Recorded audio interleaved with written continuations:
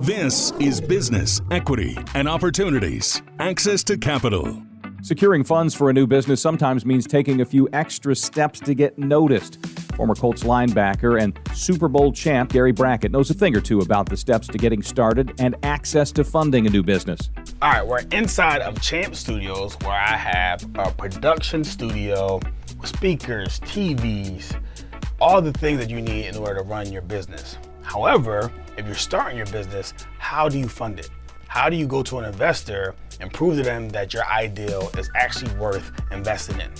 Well, first, I would advise you to start small. I know it looks good, what you see here, this equipment, but it took time for me to build up to this. And it's gonna take time for you to build up to your business as well. And I think the best way to show an investor that you're a viable business is to actually start with an MVP. And what that stands for is minimal viable product. What product or service that you're offering could you start off small, build some numbers, build some clients, prove to them with some financials that this model is going to work, and then come to them with an ideal that's already been proven. That way, not only will you get better investment terms, and someone's gonna be investing in your business, not as a risk, not as an ideal, but actually as a model that has been proven. So you're gonna get better terms.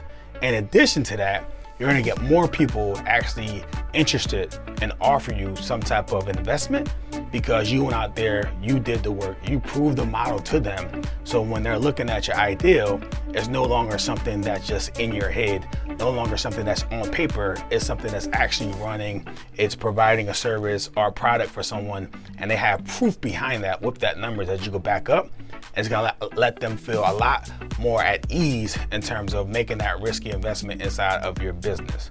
Again, just make sure when you're starting off, start off small. You don't have to swing through the fences all up front.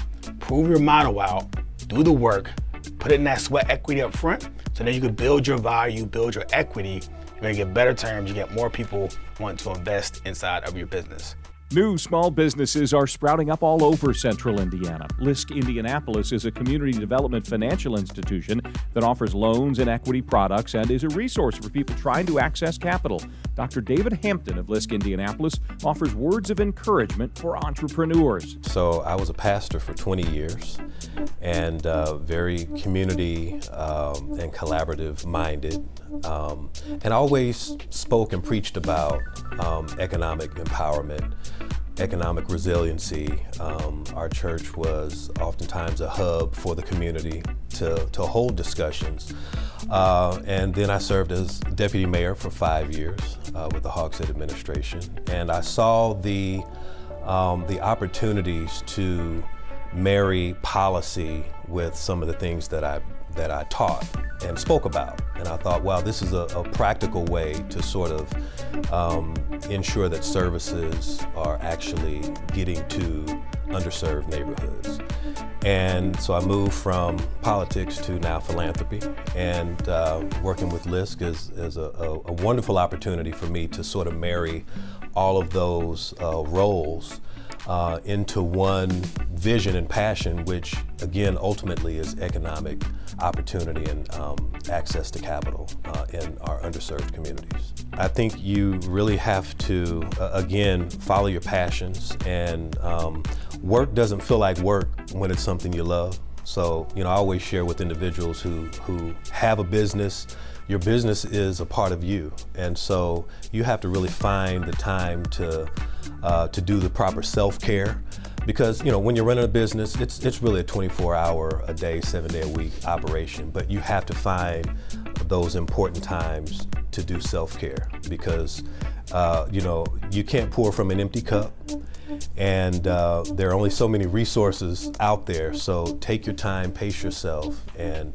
really do the self-care. That's what I would emphasize. I think the key is just never give up. You have to learn how to view every obstacle as a potential opportunity.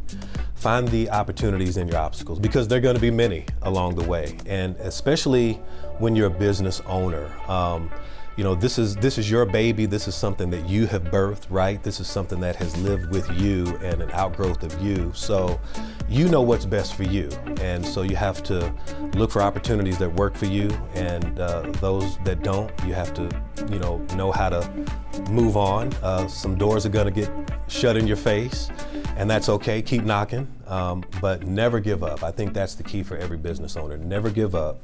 Many businesses fail, but some of the greatest success stories come from, you know, the greatest failures. Failure is not final, and a delay is not a denial. So those are the two things that I would, you know, certainly want to say to encourage every listener.